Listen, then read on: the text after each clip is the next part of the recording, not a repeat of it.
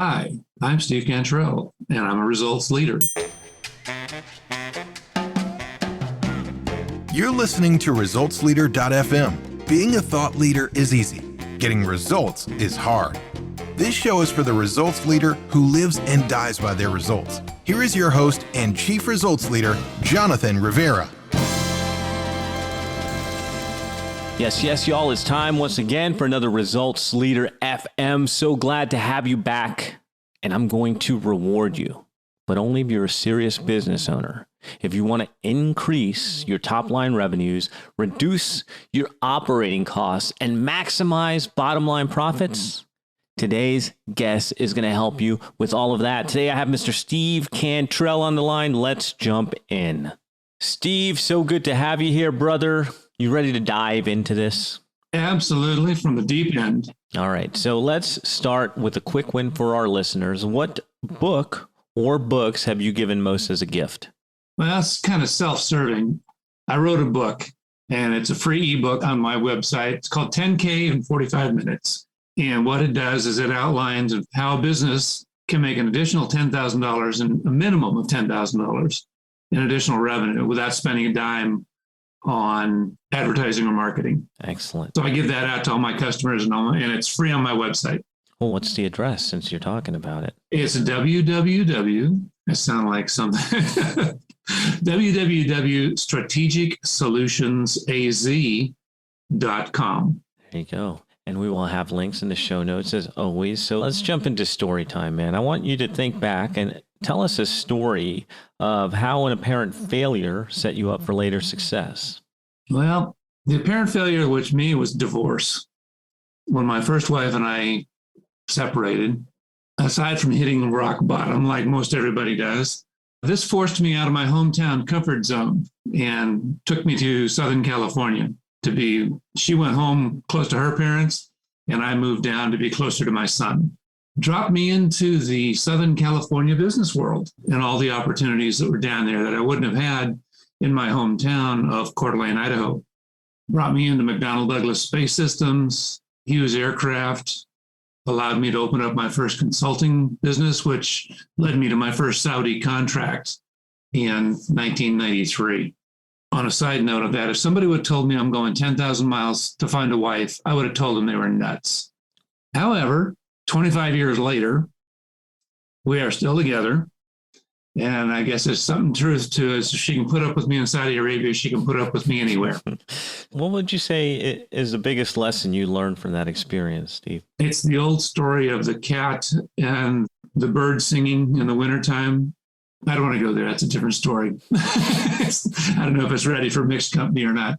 For me, it was just keep going. You know, everything looks bad, but it gets better. So persevere. Steve, what would you say is the most worthwhile investment you've ever made? Education. Whether formal or not, never stop learning. What does that mean, formal or not? Well, like the universities or the master's degree that I got is key issue. It opened up a lot of things. Telling people you have an MBA from Pepperdine kind of opens up doors, and they go, "Ooh, really?" And I said, "Yeah, well, that and another $1.25 will buy you an old cup of coffee." Informal learning is just keeping your eyes and ears open for your surroundings. You know, what are other people telling? I learned life's lessons, and I've learned life's lessons, let's put it that way, from guys I've stopped on the street and talked to and given him $20 because he was, out of work. As long as you're receptive, you're going to learn. It makes life much more interesting that way. I have to ask, man, because you're the one that set this up. Give us a life lesson from a guy that's out of work that you've given $20 to. Give us a memorable lesson. Got it. Okay, I set myself up on that one. The gentleman was talking about, where was he going? What was he doing? And fortunately, this wasn't the guy that you hand the money to and he goes around the corner and jumps in his Mercedes, which when I was in Southern California, I did see happen, by the way. Kind of buying time, trying to remember the story that he told me. And I mean, it just happened to do with he and his wife and the two kids, I think it was, were down on their luck and they were just getting through to the next day. She was working two jobs. I think he was a disabled vet, if I remember right. And I think that's the only reason I gave you money, because I don't trust these guys on the corners, which is bad, but that's kind of just the way we are, the situation we're in with today's society. I just had to take my hat off to him and be totally amazed at the way he was approaching life. And I got to admit, I have been extremely fortunate. I'm not rich by any means, and I'm not fair to well-do and all that, but I'm comfortable. There's a lot of people out there that aren't. I've got clients that are struggling with payroll. They're struggling with this COVID. They're struggling to get by. And the best thing we can do is encourage them, educate them, and support them in any way you can. Whether you sell anything to them or not, help them get through to the next day, which is kind of what this guy was. I was coming back to that story is, he got through to his next day. So sorry for a roundabout answer. No, it was a great answer. You're talking about compassion. You're talking about giving. You're talking about humility. And that resonates with me. And I know that resonates with our listeners. So thank you for sharing that. So let's think back over the last 5 years. What new belief, behavior, or habit has most improved your life? Never a doubt. Time management. Time management. How do you manage your time? Is that even possible? Absolutely. There's two things. Don't sweat the small stuff, and quit trying to do everything yourself and doing it at the same time. So many people are tied up in, well, your viewers can't see it, but I'm holding up a cell phone. They get on their cell phone and they're texting, they're tweeting, they're doing this, they're doing that. And half their day is gone before they've even got out of bed. So the small stuff that's out there, don't worry about. It's going to take care of itself. I went through the Marine Corps Officer Candidate School in 1977, and I had a gunny sergeant come up to me, and we were in one class about something, I forget what it was, but he said, "Sir, are there gooks in the wiring?" And that's totally politically incorrect. I'm sorry, but this is back in the 70s, and it's on a Marine base. So are there bad guys in the wire? Which means, this is the 70s. Vietnam is still in everybody's mind, and you've got fire bases over there surrounded by wire. And he says, "Are there bad guys in the wire?" And I said, "No." He says, "Then don't sweat it." I go, "Oh, this is some 50 years later, and I'm still, it's still the same thing. Don't sweat the small stuff. If they're not coming over the fence to get you, forget it." I love that. I love a little bit of political incorrectness there, but great story, and great analogy. Nobody's coming to kill you right now. You're okay, right? Exactly. And then the other half, number 2 on that list, was quit trying to do everything yourself. That's back in the management schools. They call that the hero mentality. I'm the only one that can do this. I've got to do it because it is right. If you're managing a business, then manage the darn thing. Believe in your people, kick them loose. Not only do you give them the assignment to do something, you give them the authority and the autonomy to get it done. Because if you don't, you're going to pull your hair out. I don't know, that's turning gray finally, but there's a lot of managers out there that just, I can't let them do that. I said, why not? What's the worst thing that can happen? Well, they'll price it wrong. Or they'll sell it this, and I won't make money. Different issue.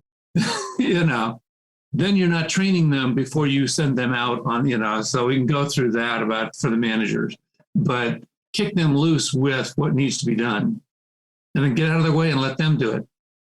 You'd be amazed how much more time you have in your day. Yeah, it reminds me of a Jocko Willink book, Extreme Ownership, where I don't know if you've read it, but he talks about, obviously he's a SEAL, military, commander's intent. Give them the commander's intent. However they get there, doesn't matter. You've trained them.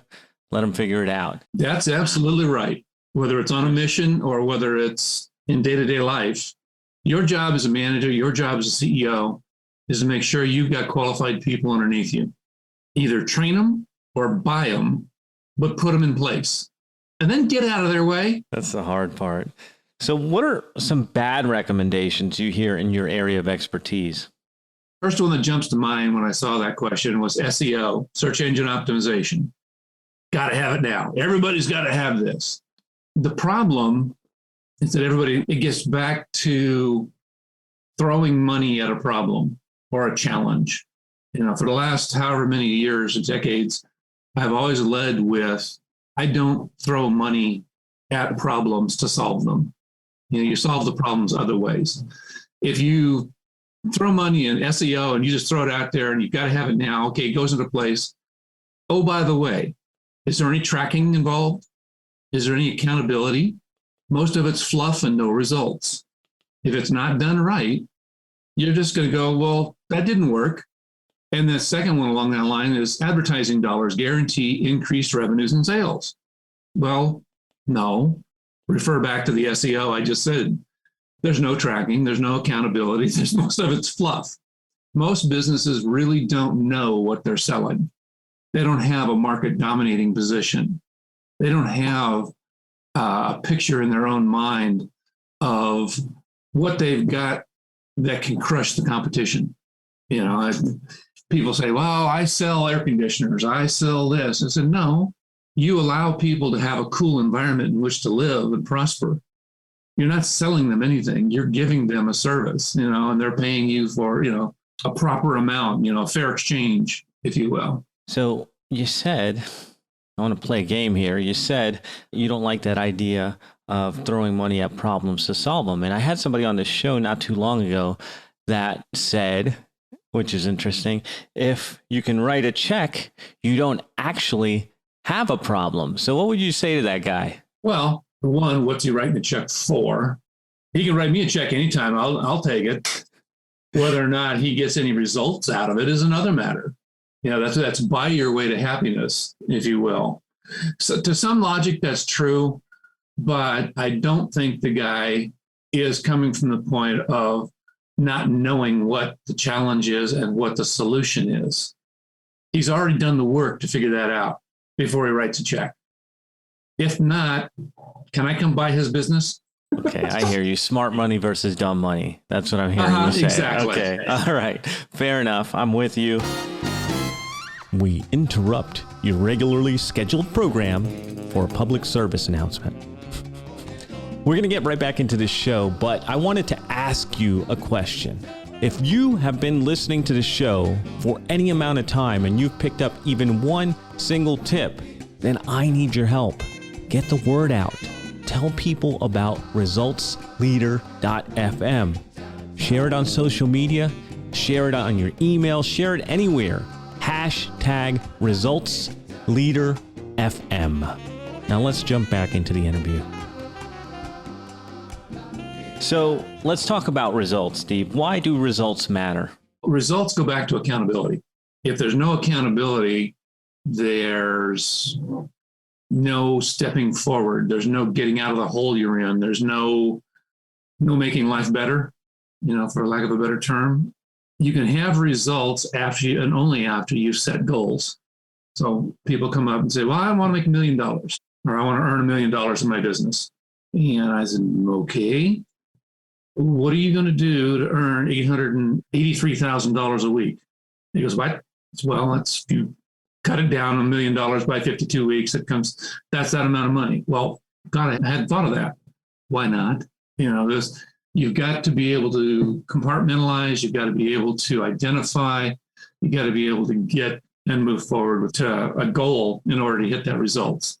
In the last 5 years, what new realization has helped you get better results for your clients? The realization that most people don't know what they're selling, what they're offering, for a better term. It's a simple concept. There's a conversion equation, we call it, and it's taking place in the head of every prospect's mind. There's a problem they have and they don't want, and it's a result they want and don't have. Most people don't know how to resolve that. All the advertising that we see on Procter & Gamble, on TV, all of that. And if you look at the buyer's journey, all the advertising we're seeing today is the now buyer. I've got money in my hands. I want to buy something. And they're saying, we'll take it from you. That leaves 99% of the buying public in a different phase. They're not buying. They don't have money in their hand. They may have it, but it's in the bank. It's earning interest. So the buyer's journey is leading them down the garden path, if you will, to slide them into that 1%. How many times have you seen a commercial on TV, a new car, toothbrush, an air fryer? I saw somebody say something once before you actually make a decision to buy. It takes about 120 touch points, they call it. Every time you have to see that commercial 120 times before you've actually gotten into a position of, well, maybe I want to buy that. So the 99%, your job as a business owner is to educate the public. You set things up. You don't do advertising of, I'm the best this, I'm the best that. You offer to give them information. Your websites, instead of saying, like a psychiatrist, he comes up and says, we've got these 9 things, troubled children, do this, do this, do this. And all it is a phone number, says, call me, I want to sell you something. Versus, do you have, the problem they have? I have a child that's out of control. And that's the big heading. You engage them with that. Then you inform them and you educate them and you make them an offer. It's the result you want is in 90 seconds or less, I can show you how to calm the kid down. Put your email address and your first name, I don't want your whole name, on a landing page, and I will send you the information. It's free. I'm going to make your life better. So different between sell me, and I'm going to educate you. So you guide that person down into the now buyer pathway. I got to say, brother, you sound like you've studied direct response marketing. So let's turn this back into what you're doing right now. What area of your business would you like better results? Putting smiles on business owners' faces. Is that possible? Yeah, it is. Whether a client or not, I'm not selling. I'm helping. Go back to what we just talked about. And a lot of on my websites, I've got 2. I've got that one we just put on earlier. I've also got what they call an e-learning academy. And that's when a client comes on with me, it's a 52-week. It can either be a self-help or a directed learning. It's kind of like an MBA on do-it-yourself. But it walks you through market dominating position. It walks you through things like, how do you upsell, downsell, and cross-sell? Has anybody ever thought of that, in your clients? Prime example of upsell is, would you like fries with that to go with your Big Mac? I don't know how many hundreds of millions of dollars McDonald's added when they taught their people to do that. So that's what I'm doing with my people, is I'm helping them understand what they can do. They can bundle things. What makes you different, so that's what I'm trying to do. What I want to do for better results is wider, deeper, if you will, with my client base. The nice thing about this is my wife and I are thinking about retiring, if there is such a thing. I actually retired in 2001 and started this business to keep busy because my wife says, get out of the house. I said, yes, dear. As a dutiful husband, we all know those magic words. Yes, dear. So I started a company called CIO On Demand, and it was primarily focused on IT, as you can guess. But I found that I had a knack for business, and I moved that over and created the strategic function that we've got here. And I enjoy it, whether I'm doing it from Costa Rica or whether I'm doing it from Scottsdale, Arizona, or in Portugal. The nice thing about the internet is I don't have to be there. We can do this over the phone, if you will. So I kind of want it wider and deeper, if you will. If I can reach more people, great. What results are you most proud of? There's 2, I think, and it depends on scale. Large scale was in 2015. Saudi Arabian ministry called me up and said, we need your white knight services. I thought, okay. And what it turned out to be was evaluate, revise, and promote a proposed strategic IT plan. They'd lost faith in the company that was putting it together for them. And we're talking $50 to $100 million in an IT plan for this ministry. Basically, it's e-government to the nth degree, where the people can go buy a burnt out streetlight, barcode the app, scan it, and say, turn it in as this is Birkin, make a work report. Nice. And they'll go change something. That was their goal. I got there and found that the guys that had done it, that put together, they'd been working 1.5 years to put this program together. It looked good, but it was packaged terribly. So we revised, we pushed, we moved, we made it prettier in some areas, and it went right on through.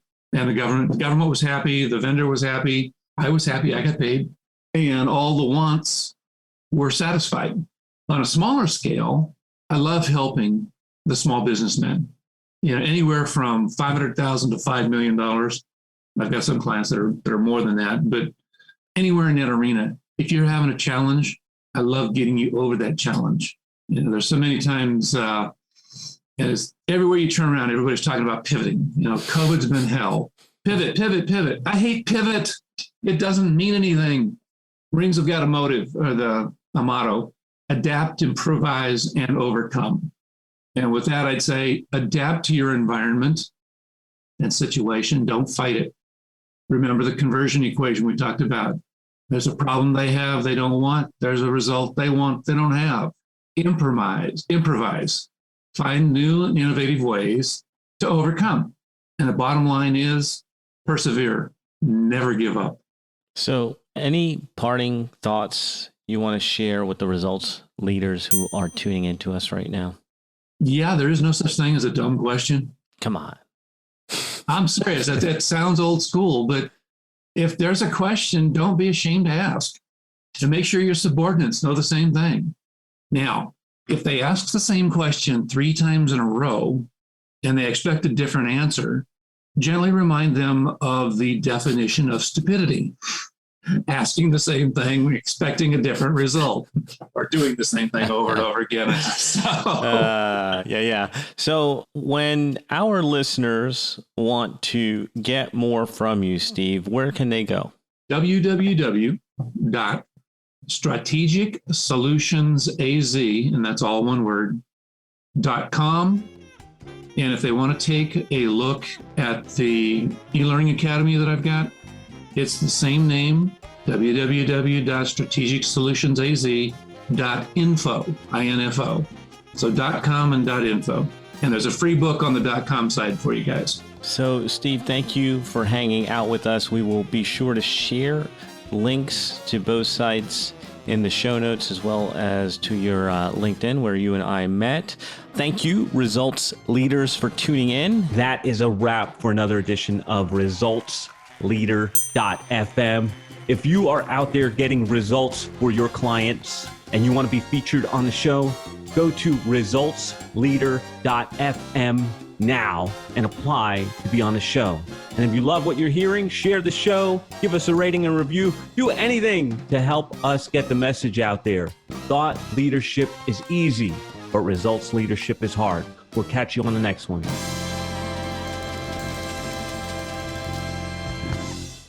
This is thepodcastfactory.com.